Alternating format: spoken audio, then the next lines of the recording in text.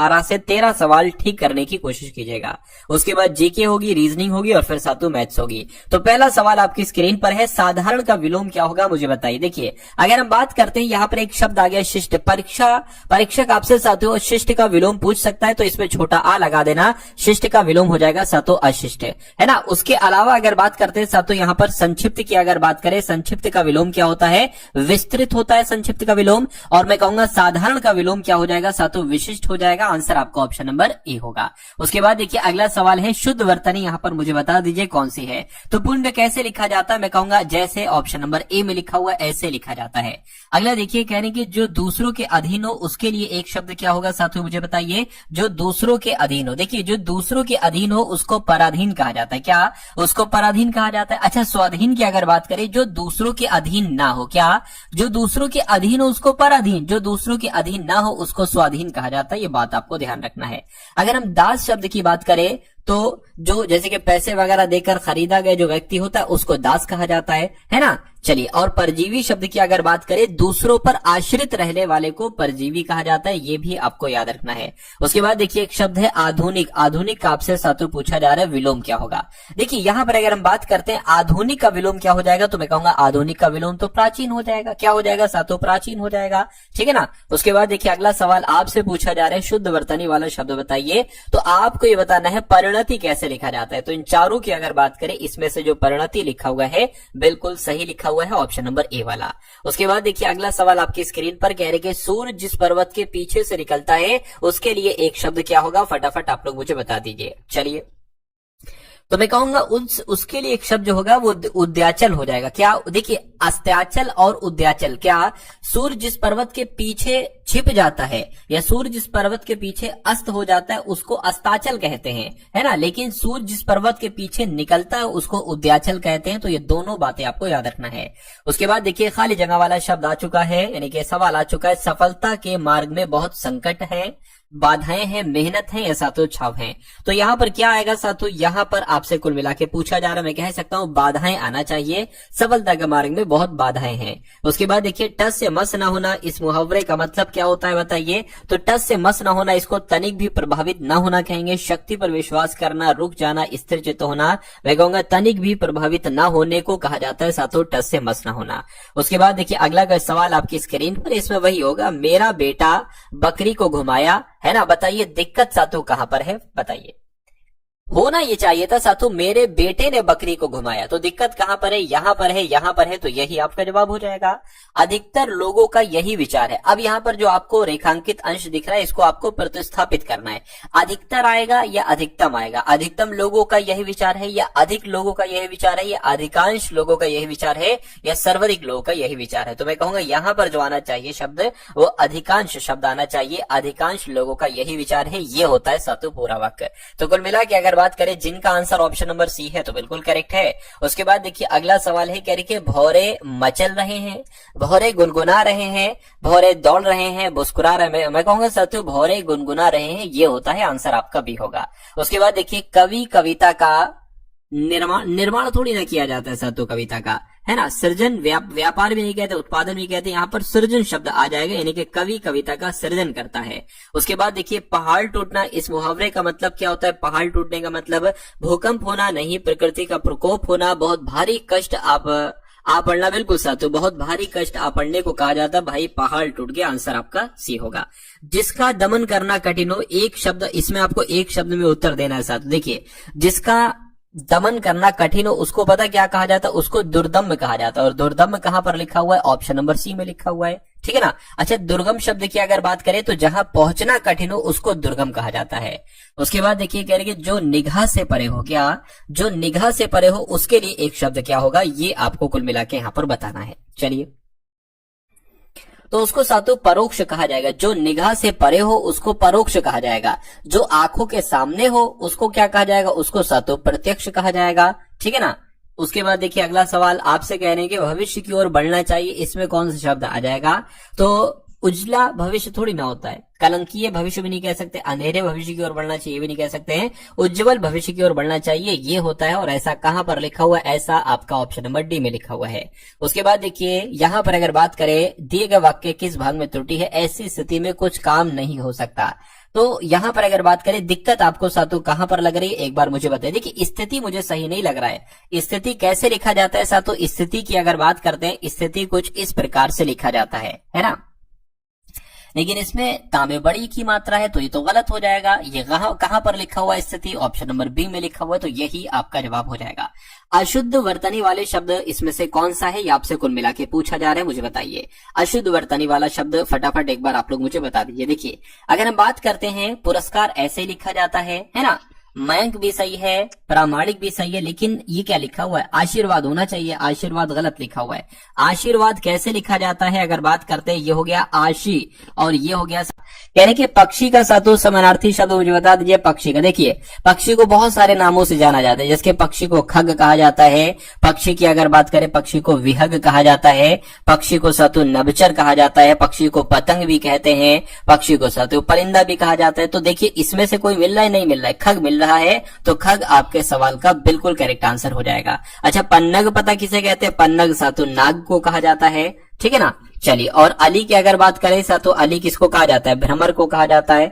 उसके बाद देखिए अगला सवाल, तो 20 सवाल सातों आपके हो चुके हैं। अब पूरे के पूरे 20 सवाल हम लोग देखेंगे जीके जीएस के, तो इसमें से भी आप लोग कम से कम 11 से 12 करने की तो कोशिश साथियों करिएगा। चलिए तो पहला सवाल आपकी स्क्रीन पर है जीके का, आपसे कह रहे हैं कि राजस्थान का पंजाब कहलाने वाली जगह राजस्थान के किस जिले में स्थित है? तो साथियों यहाँ पर अगर बात करें, जालौर को कह सकते हैं, जालौर को कहा जाता है राजस्थान का पंजाब, आंसर आपका सी होगा। उसके बाद देखिए राजस्थान में डेजर्ट फेस्टिवल मरु महोत्सव कहाँ मनाया जाता है? तो साथियों कहाँ मनाया जाता है ये आपको साथियों मालूम होना चाहिए। तो आपको ध्यान रखना है, राजस्थान में डेजर्ट फेस्टिवल किसको कहा जाता है साथियों? जैसलमेर को कहा जाता है। जैसलमेर आपके सवाल का जवाब होगा। उसके बाद देखिए नेक्स्ट नंबर का क्वेश्चन है, राष्ट्रीय डेयरी अनुसंधान संस्थान साथियों ये कहाँ पर स्थित है? तो ये कहाँ पर स्थित है? ये हरियाणा के करनाल में स्थित है। राइट आंसर आपका ए होगा। बांग्लादेश की अगर बात करें तो ये पहले पाकिस्तान का हिस्सा था। तो बांग्लादेश पाकिस्तान का हिस्सा कब से कब तक रहा? तो 1947 से साथियों 1971 तक रहा। आंसर आपका ऑप्शन नंबर डी होगा। ये सवाल आप लोग याद रखेंगे। उसके बाद देखिए साथियों अगले नंबर का क्वेश्चन आपकी स्क्रीन पर है, कह रहे कि रोवर्स कप किस खेल से संबंधित है? तो रोवर्स कप किस खेल में दिया जाता है? मैं कहूंगा फुटबॉल के खेल में दिया जाता है। अगला देखिए अंतर्राष्ट्रीय ओलंपिक समिति का हेडक्वार्टर मुख्यालय कहां पर स्थित है? तो लुसाने में स्थित है। मैं कहूंगा बिल्कुल सही, अंतर्राष्ट्रीय ओलंपिक समिति का मुख्यालय लुसाने में ही स्थित है। अगला देखिए भारत की पहली महिला शतरंज ग्रैंड मास्टर साथियों कौन है? तो भारत की पहली महिला शतरंज ग्रैंड मास्टर कौन है? एस विजय लक्ष्मी है। एस विजय लक्ष्मी आपके इस क्वेश्चन का जवाब होगा। यानी कि मालविकाग्नि मित्रम लेखक कौन है? यानी कि मालविकाग्नि मित्रम के लेखक तो साथियों कौन है? ये तो कालिदास है ना। और भारत का शेक्सपियर कहा जाता है। भारत का शेक्सपियर किसे कहा जाता है साथियों? आप लोग याद रखेंगे, इनको ही कहा जाता है, कालिदास साहब को। यानी कि इनमें से सबसे पहले भगवत गीता को अंग्रेजी में अनुवादित किया था, किसके द्वारा किया गया था? तो चार्ल्स विलिंग्स के द्वारा किया गया था। आंसर आपका जो जाएगा वो ऑप्शन नंबर डी होगा। उसके बाद देखिए गौतम बुद्ध को ज्ञान कहां पर प्राप्त हुआ था? ज्ञान की प्राप्ति इनको जो हुई थी वो बोधगया में हुई थी। ये मैं आपको कई बार बता चुका हूं, कई बार आपकी परीक्षा में भी पूछा जा चुका है। उसके बाद देखिए किस काल को भारतीय इतिहास का स्वर्ण युग कहा जाता है? तो ये तो बहुत इंपॉर्टेंट क्वेश्चन है साथियों, है ना, इंपॉर्टेंट क्वेश्चन है साथियों। तो भारतीय इतिहास का स्वर्ण युग किसे कहा जाता है? मैं कहूंगा गुप्त काल को ही भारतीय इतिहास का स्वर्ण युग कहा जाता है। विक्रमादित्य चैतन्य, देखिए चैतन्य की अगर बात करिए, हर्षवर्धन हेनस्वांग की बात करें तो हर्षवर्धन के समय में, हर्षवर्धन के दरबार में हेनस्वांग आया था। अगर यहाँ पर बात करते हैं साथियों चंद्रगुप्त के दरबार में कौन आने वाला है? कौन आया था साथियों? चाणक्य आया था। और अकबर के दरबार में टोडरमल आया था। तो ये तीनों तो कहीं ना कहीं संबंध है, लेकिन चैतन्य तो साथियों ये तो कौन थे? ये भक्ति आंदोलन के संत थे। ये विक्रमादित्य के दरबार में नहीं आए थे। तो कौन सा गलत है? ऑप्शन नंबर ए वाला गलत है। गलत है तो यही आपका साथियों जवाब हो जाएगा, ठीक है ना। चलिए उसके बाद देखिए साथियों अगले नंबर का क्वेश्चन है, कह रहे कि इनमें से किस भारतीय राज्य की सीमा चीन, नेपाल और भूटान से जुड़ी हुई है? तो किसकी बात चल रही है? सिक्किम की बात चल रही है। सिक्किम राज्य की सीमा चीन से भी जुड़ी है, नेपाल से भी जुड़ी है और भूटान से भी जुड़ी हुई है। भारत को कितने भौगोलिक क्षेत्रों में साथियों बांटा गया है? तो मैं कह सकता हूं भारत को 5 भौगोलिक क्षेत्रों में बांटा गया है। सही जवाब आपका जो जाएगा वो ऑप्शन नंबर बी के साथ होगा। उसके बाद देखिए अगले नंबर का क्वेश्चन है, अंतर्राष्ट्रीय नागरिक विमानन संगठन का मुख्यालय साथियों कहां पर स्थित है? तो पता कहां पर स्थित है? मॉन्ट्रियल में स्थित है। मॉन्ट्रियल आपके इस क्वेश्चन का बिल्कुल सही जवाब होगा। किस शहर के हवाई अड्डे पर लाल बहादुर शास्त्री की प्रतिमा स्थापित है? तो मैं कह सकता हूं साथियों, वाराणसी की अगर बात करें, यूपी के वाराणसी शहर के हवाई अड्डे पर लाल बहादुर शास्त्री जी की प्रतिमा स्थापित है। विश्व का धान जीन बैंक किस देश में स्थित है? तो क्या आप लोग जानते हैं साथियों कहां पर स्थित है? फिलीपींस में स्थित है। विश्व का धान जीन बैंक फिलीपींस देश में ही स्थित है। विश्व का सबसे लंबा लिखित संविधान किस देश का है? इंग्लैंड का, फ्रांस का नहीं साथियों, अपने देश भारत का सबसे लंबा लिखित संविधान है। उसके बाद देखिए, भारत के प्रथम उपराष्ट्रपति कौन थे साथियों? तो भारत के पहले उपराष्ट्रपति डॉक्टर एस सर्वपल्ली राधाकृष्णन थे। आंसर आपका ऑप्शन नंबर ए होगा। उसके बाद देखिए, अब साथियों यहां पर अगर बात करें, आपके सामने रीजनिंग के क्वेश्चन स्टार्ट हो चुके हैं। तो अगर वाकई में आप अपने एग्जाम रीजनिंग के सेक्शन में 20/20 स्कोर करना चाहते हैं अपने एग्जाम में, अपनी शिफ्ट में, तो इन सवालों को बहुत अच्छे तरीके से साथियों आप लोग देखिएगा। डेली नए कॉन्सेप्ट साथियों मैं लेकर आता हूं और आज की इस वीडियो में जो कॉन्सेप्ट आपके सामने है वो भी साथियों बहुत इंपॉर्टेंट होंगे। चलिए, तो नंबर सीरीज का सवाल साथियों आपकी स्क्रीन पर है। कह रहे 40 है, 46 है, उसके बाद 58 है, और उसके बाद 82 है, और उसके बाद साथियों 130 है। तो अगला नंबर यहाँ पर क्या आ सकता है, फटाफट मुझे बताइए। देखिए, सबसे पहले यहाँ पर 6 बढ़ाया गया है, यहाँ पर 12 बढ़ा दिया गया, यहाँ पर कितना बढ़ा दिया गया साथियों, 4 और 2 24 बढ़ा दिया गया। ये तो 6 का पहाड़ा चल रहा है भाई साहब। यहाँ पर अगर बात करें 82 से 130 हुआ है साथियों, 82 से 130, 8 और 4 48 बढ़ाया गया। यहाँ पर कितना बढ़ाया जाएगा? देखिए, 6 का डबल 12, 12 का डबल 24, 24 का डबल 48, 48 का डबल कितना होता है, 96 होता है। यानी कि 130 में 96 जुड़ेगा तो कितना आ जाएगा साथियों? मैं कहूंगा 226 आ जाएगा। अगर 226 ऑप्शन में है तो आपका जवाब यहाँ पर बिल्कुल सही होगा। बिल्कुल 226 ऑप्शन नंबर सी वाले में है। उसके बाद देखिए, करके दर्जी का पोशाक से वही संबंध है जो मोची का किससे है? तो भाई साहब, दर्जी पोशाक बनाता है, मोची क्या करता है साथियों? जूते तैयार करता है या जूते रिपेयर करता है, जो भी हम लोग कह सकते हैं। यानी कि आंसर आपका ऑप्शन नंबर बी होगा। कथन निष्कर्ष वाले सवाल भी दो छपेंगे साथियों आपके एग्जाम में। तो कथन है और निष्कर्ष है। कथन कह रहे हैं कि सभी सुइयां कागज हैं, तो मान लेते हैं साथियों ये क्या हो गई, ये सुइयां हो गई, और सभी सुइयां क्या है साथियों? सभी सुइयां यहाँ पर कागज हैं। और कह रहे हैं कि अब सभी सुइयां कागज है, कुछ सुइयां चाकू हैं, तो मान लेते हैं साथियों इतनी सुइयां क्या हो गई, इतनी सुइयां यहाँ पर चाकू हो गई। अब निष्कर्ष को पढ़िए और बताइए कौन सा सही है कौन सा गलत है। कुछ चाकू कागज हैं, कुछ चाकू कागज हैं, बिल्कुल सही बात है। कोई कागज चाकू नहीं है, है ना? कोई कागज चाकू नहीं है, कुछ चाकू, ये तो गलत हो जाएगा भाई साहब, है ना? तो सिर्फ एक आपका सही है। ऐसा कहां पर लिखा हुआ है? ऐसा ऑप्शन नंबर ए में लिखा हुआ है। उसके बाद देखिए, अगले नंबर का क्वेश्चन है, आपसे कह रहे हैं कि DUMP को ETNQ लिखा जाता है, उसी प्रकार EAGR को DZHDS लिखा जाता है। तो फिंगर को साथ तो क्या लिखा जा सकता है? देखिए, यहां पर मुझे लग रहा है D से E हुआ है, यानी कि कितना बड़ा है, 1 बढ़ाया गया है। U से साथियों क्या हुआ है, 1 घटाया गया है। M से क्या हुआ है, 1 बढ़ाया गया है। P से क्या हुआ है, PQ 1 बढ़ाया गया है। तो कुल मिला के इसमें भी वही करना है। E से साथियों D हुआ, 1 घटाया गया। अच्छा, यानी कि जो वॉवेल होंगे उसमें 1 घटाया जाएगा। जैसे कि ये U वॉवेल है तो देखिए इसमें 1 घटा दिया गया। उसी प्रकार ये भी एक वॉवेल है तो इसमें 1 घटा दिया गया। ये एक वॉवेल है, इसमें भी 1 घटा दिया गया। ये एक वॉवेल है, इसमें भी 1 घटा दिया गया। जो कॉन्सोनेंट होगा उसमें 1 हम बढ़ा देंगे। जैसे कि F में 1 बढ़ाएंगे तो G आ जाएगा। यहाँ पर I वॉवेल है, इसमें 1 घटाएंगे तो H आ जाएगा। उसके बाद N में बढ़ाएंगे O आ जाएगा। G में 1 बढ़ाएंगे H आ जाएगा। E में अब 1 घटा देंगे तो कितना आ जाएगा, D आ जाएगा। और यहाँ पर साथ तो S आ जाएगा। तो ये कहां पर लिखा हुआ है? यह आपका ऑप्शन नंबर ए में लिखा हुआ है। तो जिनका आंसर ऑप्शन नंबर ए के साथ है तो बिल्कुल करेक्ट होगा भाई। बहुत बढ़िया, वेरी गुड क्लास। उसके बाद देखिए, अगला क्वेश्चन आपकी स्क्रीन पर है। कह रहे कि एक बैठक में भाग ले रहे 8 अधिकारी हैं, ABCDEFGH एक वृत्ताकार मेज के इर्द गिर्द साथियों बैठे हुए हैं। ठीक है, कोई दिक्कत नहीं है।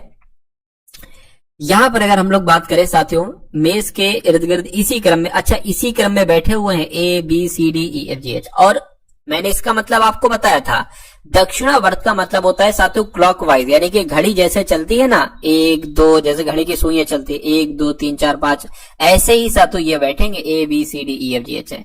सभी का मुंह मेज के केंद्र की ओर है। ठीक है, कितने लोग हैं? 8 लोग हैं। 1 2 3 4 5 6 7 और 1 8। कह रहे कि उनके बीच समान दूरी है। डी का मुख उत्तर पश्चिम की दिशा की ओर। अब ये बताइए उत्तर पश्चिम किधर होता है साथियों? ये होता है उत्तर, ये होता है दक्षिण, ये होता है पूर्व और ये होता है पश्चिम। तो उत्तर पश्चिम का है ना, डी का मुख उत्तर पश्चिम की दिशा, यानी कि डी का मुख इस दिशा की तरफ होगा। तो जाहिर सी बात है डी यहां पर बैठेगा, है ना? तो डी साथियों हम यहां पर बैठा देते हैं। अब देखिए, अब आप सबको बैठा लिए दक्षिणावर्त। देखिए डी के बाद क्या आएगा, डी के बाद सातों आपका ई आएगा, उसके बाद एफ आ जाएगा, उसके बाद एच आ जाएगा। अब डी से पहले सी आता है, फिर बी आता है, फिर सातों ए आता है। और कितने ज्यादा हो गए क्या, देखिए जरा, 1 2 3 4 5 6 7, गलत हो गया, A B C D E F G. अच्छा यहाँ पर जी आएगा और फिर यहाँ पर एच आपका आ जाएगा। तो दक्षिण क्रम में बैठे, जैसे घड़ी की सुइयां होती हैं 1 2 3 वैसे बैठा दिए गए हैं। तो कहा जा रहा है तो किस दिशा में, कौन किस दिशा में है। अच्छा ये तो पता ही नहीं क्या कौन किस दिशा में है। यदि डी का मुख उत्तर पश्चिम की दिशा में है तो मान लेते हैं इसमें एफ किस दिशा में है। तो एफ किस दिशा में है ये आपसे पूछा जा रहा है। एफ सातों किस दिशा में है, इस दिशा में, यानी कि दक्षिण पश्चिम दिशा में है। तो दक्षिण पश्चिम कहां पर लिखा हो, ऑप्शन नंबर बी में लिखा हो। अगर ये कहते हैं कि एफ किस दिशा में देख रहा है, तो किस दिशा में देख रहा है साथों, उत्तर पूर्व की दिशा में देख रहा है। तो ये दो तरह के सवाल आपसे पूछे जा सकते हैं, दोनों बातें आप लोग याद रखेंगे। उसके बाद देखिए साथों, अगले नंबर का क्वेश्चन आपकी स्क्रीन पर है। आपसे कहा जा रहा है कि किसी निश्चित कोड भाषा में टारगेट को 219752 लिखा जाता है, प्राइस को 79985 लिखा जाता है, तो कोइन को साथों क्या लिखा जा सकता है बताइए। देखिए यहां पर अगर हम लोग बात करें साथियों, जैसे कि टी जो आता है ना साथियों, टी 20 नंबर पर आता है, और ए 1 पर आता है, आर 18 पर आता है, जी 7 पर आता है, ई 5 पर आता है, टी 20 पर आता है। आप यहां पर देखोगे कि ये जो 20 लिखा है इसको 2 लिखा गया है, जो 1 लिखा है वो 1 ही लिखा हुआ, और ये 18 को 9 कैसे लिखा है पता, 18 को जोड़ दिया गया, 1 + 8 तो 9 तो होता है, 2 + 0 2 ही तो होता है, 7 जैसे लिखा है वैसे 7 लिखा है, 5 जैसे लिखा है वैसे ही लिखा हुआ है, और 2 0 जोड़कर साथ 2 लिखा हुआ है। और इसमें भी ऐसा ही होगा, ये 16 पर होता है, देखिए 1 और 6 7 लिख दिया गया। तो अब हमें कुछ करने की जरूरत नहीं, अब हम साथों यहाँ पर आंसर लिखेंगे। देखिए क्यू 17 पर होता है तो 1 + 7 8 हो जाएगा, यू 21 पर होता है तो 3 हो जाएगा, फिर ये 5 पर इन 14 पर होता है तो कुल मिला के 5 हो जाएगा। तो ऐसा कहां पर लिखा हुआ है, 8 3 5 5, ऐसा ऑप्शन नंबर डी में लिखा हुआ है। तो जिनका आंसर ऑप्शन नंबर डी के साथ है तो बिल्कुल करेक्ट है। अगला क्वेश्चन आपकी स्क्रीन पर है। आपसे कह रहे हैं जो सर्किल में है वो जर्मन वाले हैं नंबर, और वर्ग में है वो 15 19 ये वाले हैं, और अंग्रेजी वाले भी साथों यहाँ पर वर्ग में है इस वाले। तो सवाल आपसे खैर यहाँ पर क्या पूछा जा रहा है ये हम लोग यहाँ पर देख लेते हैं। कह रहे कि दिया गया आरेख उन विद्यार्थियों की संख्या दर्शाता है जो विभिन्न भाषाएं जानते हैं, हिंदी अंग्रेजी जानते हैं, ठीक है कोई दिक्कत नहीं, जर्मन। उन विद्यार्थियों की संख्या कितनी है जो अंग्रेजी और जर्मन दोनों जानते हैं लेकिन हिंदी नहीं जानते हैं। अंग्रेजी और जर्मन जानते हैं, और साथों क्या, एक सेकेंड, जर्मन की अगर बात करें, जर्मन जानते हैं है ना, और क्या जानते हैं, और अंग्रेजी जानते हैं। तो आंसर आपका इसमें से होना चाहिए, लेकिन हिंदी नहीं जानते तो आंसर आपका इसमें से नहीं होगा। मैं कहूंगा 16 एक ऐसा नंबर है जो जर्मन भी जानता है, अंग्रेजी भी जानता है, लेकिन साथों यहाँ पर वो हिंदी नहीं जानता है। तो आपका जवाब जो होगा वो ऑप्शन नंबर डी हो जाएगा 16 के साथ। उसके बाद देखिए अगला क्वेश्चन है, कह रहे कि विशाल नर्मदा का पति है, प्रतीक गौरवी का भाई है, कार्तिक प्रथमेश का बेटा है जो आरती का पति है। तो कुल मिला के अगर बात करें, जैसे जैसे ये सवाल कह रहा है हम बस वैसे वैसे करते जाएंगे, और देखिएगा कि कितनी आसानी के साथ साथ तो आप इस सवाल का जवाब दे सकते हैं कि प्रथमेश का गौरवी से क्या संबंध, यानी कि गौरवी क्या कहेगी प्रथमेश को। देखिए सबसे पहले यहाँ पर क्या कहा गया है साथियों कि विशाल जो है ना ये नर्मदा का पति है। तो विशाल की अगर हम यहाँ पर बात करते हैं साथियों, क्या विशाल की अगर बात करें किसका पति है, ये नर्मदा का पति है ना, नर्मदा का पति है, विशाल नर्मदा का पति है, ठीक है। उसके बाद कहा जा रहा है कि प्रतीक गौरवी का भाई है। अब हमें वो लाइन सॉल्व करना होगी जिसमें या तो जिक्र आए विशाल का या जिक्र आए नर्मदा का। देखिए कार्तिक प्रथमेश का बेटा, यहाँ पर भी जिक्र नहीं आया है। आरती का पति, जो आरती का पति, इसमें भी जिक्र इन दोनों का नहीं आया है। आरती के बेटे का विवाह नर्मदा से हुआ है, ठीक है, तो इसमें नर्मदा का जिक्र आया है। तो आरती के बेटे का विवाह क्या लिखा हुआ है, आरती के बेटे का विवाह नर्मदा से हुआ, यानी कि आरती के बेटे का विवाह की अगर बात करें तो आरती का बेटा कौन होगा, विशाल होगा। तभी तो आरती के बेटे का विवाह जो है नर्मदा के साथ हुआ है, ठीक है, ये लाइन भी सॉल्व हो गई। उसके बाद क्या आपसे कहा जा रहा है कि विशाल की बेटी है गौरवी, यानी कि विशाल और नर्मदा की दोनों की बेटी कौन है साथियों, गौरवी है, तो गौरवी यहाँ पर आ जाएंगी। अब एक बार फिर से सवाल को देखिए, नर्मदा का पति विशाल है, ये हो चुका है। गौरवी का भाई प्रतीक है, गौरवी का भाई प्रतीक है, ठीक है कोई दिक्कत नहीं है। तो यानी कि गौरवी का भाई प्रतीक है। तो कुल मिला के अगर बात करें, विशाल और नर्मदा के 2 बच्चे हैं, एक गौरवी है और एक प्रतीक है। कह रहे कि कार्तिक प्रथमेश का बेटा है, कार्तिक जो है ना ये प्रथमेश का बेटा है जो आरती का पति है, जो आरती का पति है। आरती, अच्छा आरती ये है, ठीक है। अब जो का इस्तेमाल होता है दूसरे वाले के लिए। पहला कार्तिक है, दूसरा प्रथमेश है, यानी कि प्रथमेश की अगर बात करते हैं प्रथमेश की, तो प्रथमेश पति है, आरती पत्नी है। आरती के एक बेटा है विशाल, विशाल का विवाह नर्मदा से हुआ है और विशाल और नर्मदा के 2 बच्चे हैं, गौरवी है और प्रतीक है।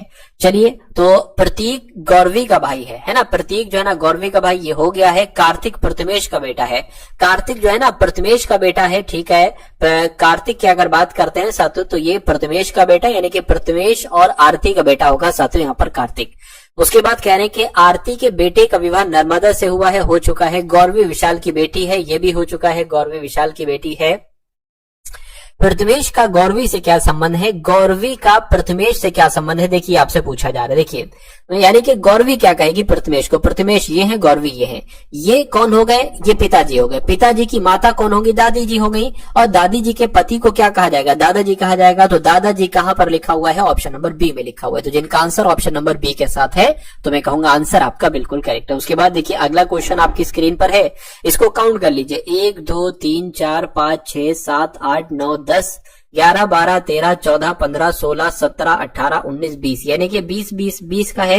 तो पेयर का साथ 4 का भी बन सकता है, 5 का भी बन सकता है। 4 का बनाकर देख लीजिए, 1 2 3 4 ये अलग, 1 2 3 4 ये अलग, 1 2 3 4 ये अलग हो गया, और 1 2 3 4 ये अलग हो गया, 1 2 3 4 ये अलग हो गया। आप देखोगे सबके अंत में टी आ रहा है, टी यहां पर भी है, टी यहां पर भी है, टी यहां पर भी है, टी यहां पर भी, टी यहां पर भी है। अच्छा, यहां पर सी टी है, तो यहां पर मेरे हिसाब से सी आएगा, सी टी। यहां पर भी सी टी आ जाएगा, यहां पर सीटी है और यहां पर भी सीटी है। हमें पूरा मिल चुका है जीएक्स सीटी। तो जीएक्स सीटी, यहां पर अगर जी लिख दें, जीएक्स सीटी, जीएक्स सीटी, जीएक्स सीटी और जीएक्स सीटी। अब देखिए आपने अपने पेन से क्या क्या लिखा है, आपने एक्स लिखा है, आपने जी लिखा है, आपने सी लिखा है, आपने सी और जी लिखा है, आपने एक्स लिखा है। ये कौन सा ऑप्शन में लिखा हुआ है, एक्स जी डबल सी जी एक्स, ये ऑप्शन नंबर बी में लिखा हुआ है। तो जिनका आंसर ऑप्शन नंबर बी है, तो बिल्कुल करेक्ट है। उसके बाद देखिए साथियों नेक्स्ट नंबर का क्वेश्चन आपकी स्क्रीन पर है, आपसे कहने के 8 5 6 WQ। अगर इसको दर्पण में आप देखोगे तो ये कैसा दिखाई देगा, देखिए जैसे कि जो सबसे अंत वाला होता है वो सबसे पहले दिखाई देगा। ए की अगर बात करें साथियों, ए कुछ मेरे हिसाब से साथियों ऐसा दिखाई देगा, है ना, ऐसे करके दिखाई देगा। क्यू की अगर बात करें, क्यू ऐसा दिखाई देगा, डब्ल्यू जैसा वैसा दिखाई देगा, 6 ऐसा, 5 ऐसा दिखाई देगा, 8 जैसा वैसा दिखाई देगा। और ऐसा कहां पर लिखा हुआ है, ऐसा आपका ऑप्शन नंबर सी में लिखा हुआ है। तो सी आपके इस क्वेश्चन का बिल्कुल करेक्ट आंसर होगा।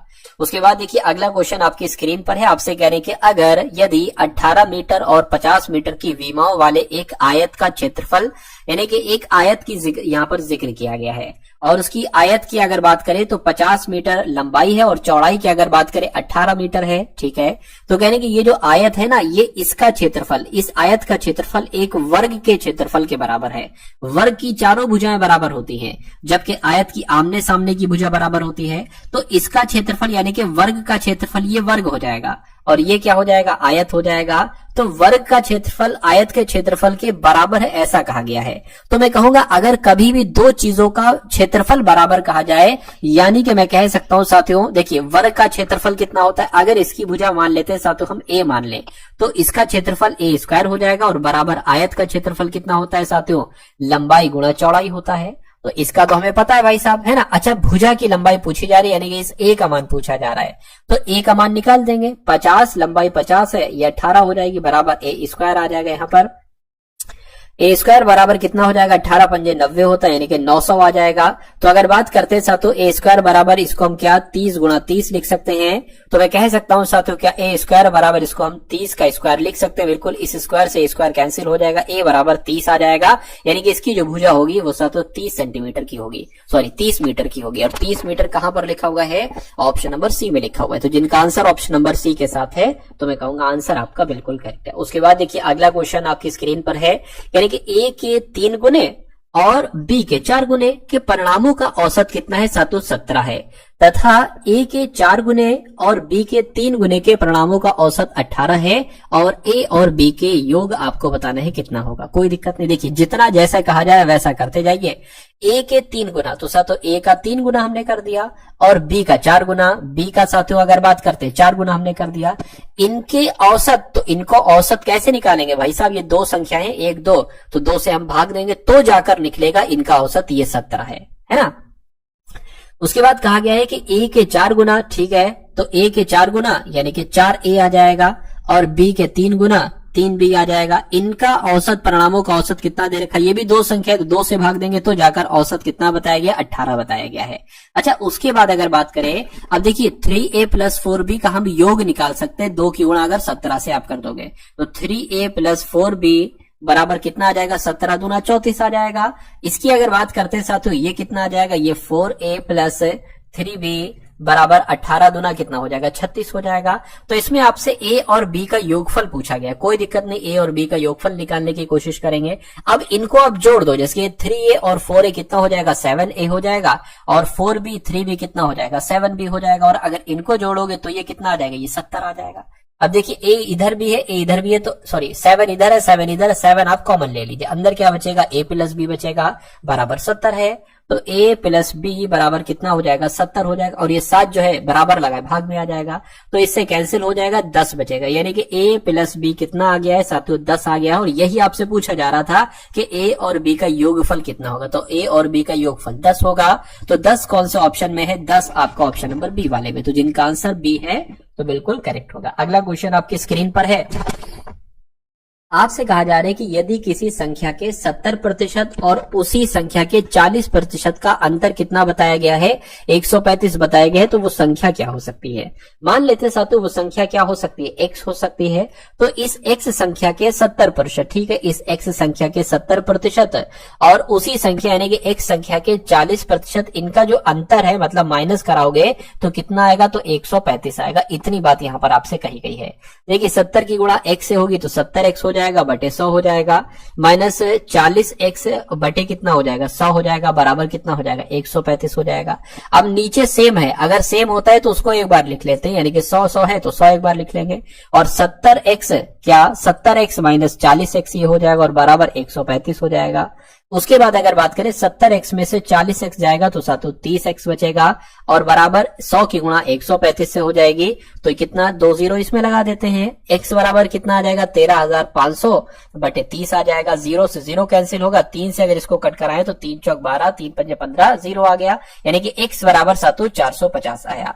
तो वो संख्या कितनी होगी, वो संख्या हमने x मानी थी और x का वन 450 आया है। तो 450 कहां पर लिखा हुआ है, ऑप्शन नंबर ए में लिखा हुआ है। चलिए उसके बाद देखिए अगला क्वेश्चन साथियों, और कुछ सवाल बचे हैं उनको भी देख लेंगे, उसके बाद साथियों क्लास आपकी एंड हो जाएगी। चलिए तो इस सवाल की अगर बात करें, इसमें आपसे कहा गया है कि देखिए अब आपको अगर कभी भी आपको भाग से पहले ऑफ दिख जाए, या तो भाग को नहीं सॉल्व करते, ऑफ को साथों सॉल्व करते, यानी कि 1/5 ये आपका भाग आ गया, 3/5 आ गया और गुणा आ जाएगा और 2/5 आ जाएगा, प्लस आपका 1/5 आ जाएगा, गुणा आपका 5/6 आ जाएगा और माइनस ये अगर बात करें तो माइनस की अगर बात करें 2/3 है। अब आपको सबसे पहले इसको सॉल्व करना हो क्योंकि यहाँ पर ऑफ लिखा हुआ था। तो 1/5 यहाँ पर आ जाएगा, भाग 3 दूना 6 हो गया है ना, और 5 पंजे कितना हो जाएगा, 25 हो जाएगा, प्लस अगर अब देखिए अब इसको अगर सॉल्व करें तो 5 से 5 कैंसिल हो जाएगा, इधर बचेगा 1/6 और इधर आ गया 2/3, ठीक है ना।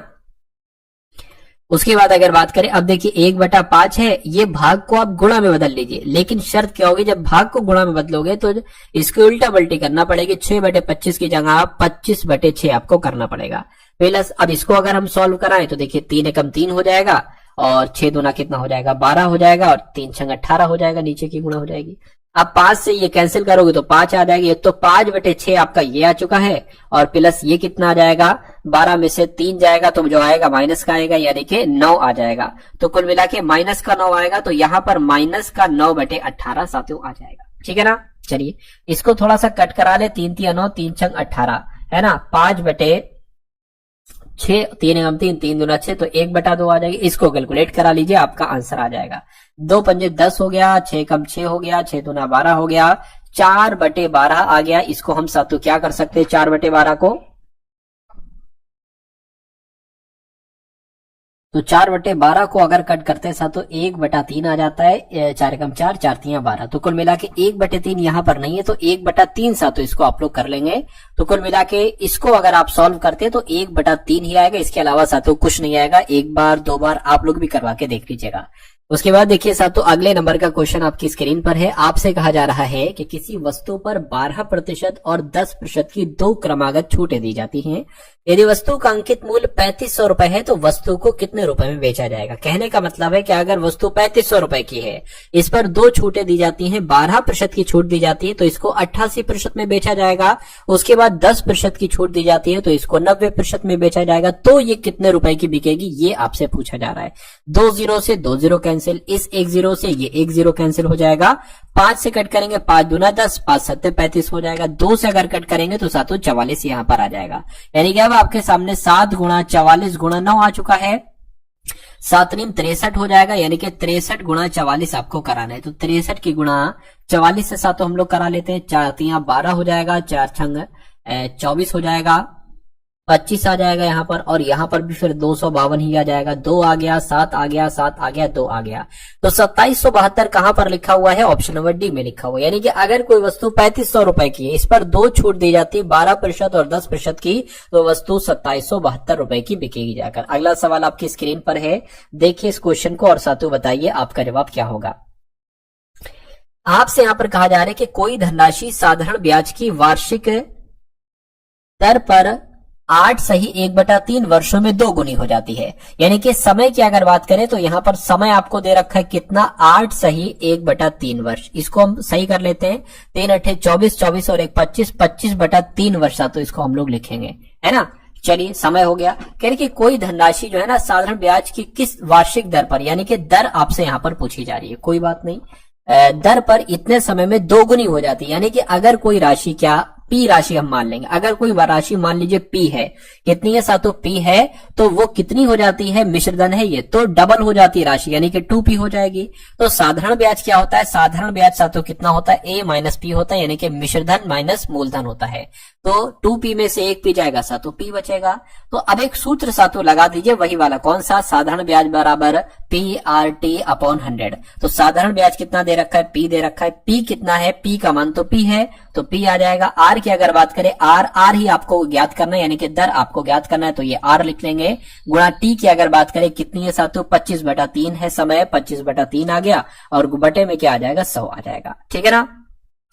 अब देखिए अगर बात करते हैं, इस p इधर भी है बराबर के p उधर भी है, तो p से p आपकी कैंसिल हो जाएगी। ये 100 गुणा 3 यानी कि 300 आपका इधर हो जाएगा, इधर r आ जाएगा, और ये बराबर के नीचे आ जाएगा सातों 25। इसको अगर कट करोगे तो कितना सातों आता है, देखिए 25 से कम 25, 5 चला जाएगा, 25 दूना 50 हो जाएगा, यानी कि r कितनी निकलेगी, दर कितनी निकलेगी, 12% की दर निकलेगी।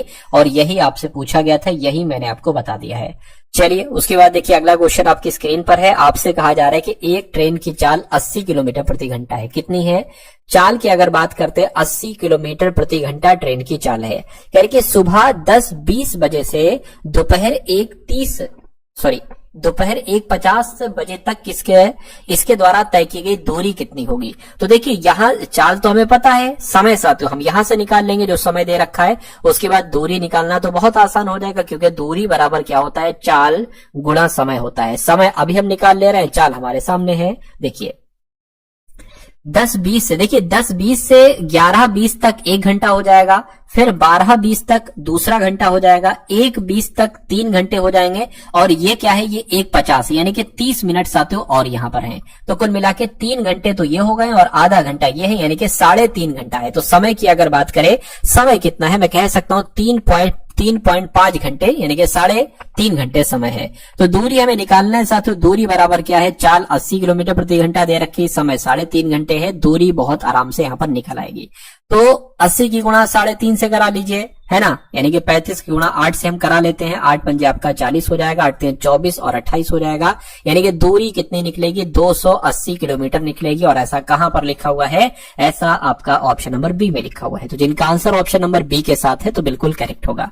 चलिए उसके बाद देखिए अगला क्वेश्चन आपकी स्क्रीन पर है। आपसे कहा जा रहा है क्या कि ए, बी और सी का औसत यहां पर आपको बताया गया है। अब देखिए इसको हम शॉर्ट में करेंगे, कि अगर आपको ए, बी और सी का औसत दे रखा है 60 किलो, अगर मैं आपसे पूछूं ए, बी, सी का कुल मिला के वजन कितना होगा, तो कितना होगा, 3 लोग हैं ना ए, बी, सी, तो 3 की गुणा इससे करा दीजिए, 180 हो जाएगा। तो डायरेक्ट 180 किलोग्राम ये ए, बी, सी का कुल मिला के वजन हो जाएगा। उसके बाद कहा जा रहा है कि ए और बी का औसत वजन कितना है, तो ये 2 लोग हैं तो 2 की गुणा इससे करा लीजिए, 90 किलो आ जाएगा। तो कह रहे हैं सी का मान निकालिए कितना, यानी कि सी का वजन कितना है। तो भाई साहब अगर ये 90 में 180 में से निकाल दें, चूंकि ये भी 120 है, सॉरी ये भी a प्लस बी है, ये भी a प्लस बी है, तो इसको अगर इसमें से घटा दोगे तो हमें c का मान पता चल जाएगा। तो 90 किलोग्राम सातु क्या आ जाएगा, c का वजन आ जाएगा। 90 किलोग्राम कहां पर है, ऑप्शन नंबर सी वाले में है। उसके बाद देखिए अगला और अंतिम सवाल आपकी स्क्रीन पर है। आपसे कहा जा रहा है साथियों कि P अनुपात Q 2:3 है ना। तो 2p प्लस क्यू क्या साथियों, 2p प्लस क्यू अनुपात 5p माइनस 3q का मतलब आपको बताना, यानी कि जहां पर आपको p दिखे वहां पर 2 लिख देना, जहां पर q दिखे वहां पर 3 लिख देना। तो 2p आया है यानी कि 2 गुणा 2 तो 4 लिख दीजिए। q की अगर बात करें 3 है, हो गया। अब अगर बात करें p कितना है, 2, 2 पंजे 10 हो जाएगा, 10 लिख दीजिए, माइनस 3 क्यू किया, 3 3 9 9 आ जाएगा। यहाँ पर साथियों कितना आ जाएगा, 7, और यहाँ पर कितना आ जाएगा, 1 आ जाएगा। तो 7:1 आपके इस क्वेश्चन का जो होगा वो बिल्कुल सही और सटीक जवाब हो जाएगा। भाई बहुत बढ़िया, वेरी गुड क्लास। तो ये साथियों आपके सामने मैथ के, रीजनिंग के क्वेश्चंस थे, सब कुछ साथियों Hindi, GK, GS, current affair सब कुछ हम लोगों ने देखा। तो ये आपकी डेली क्लास होती है।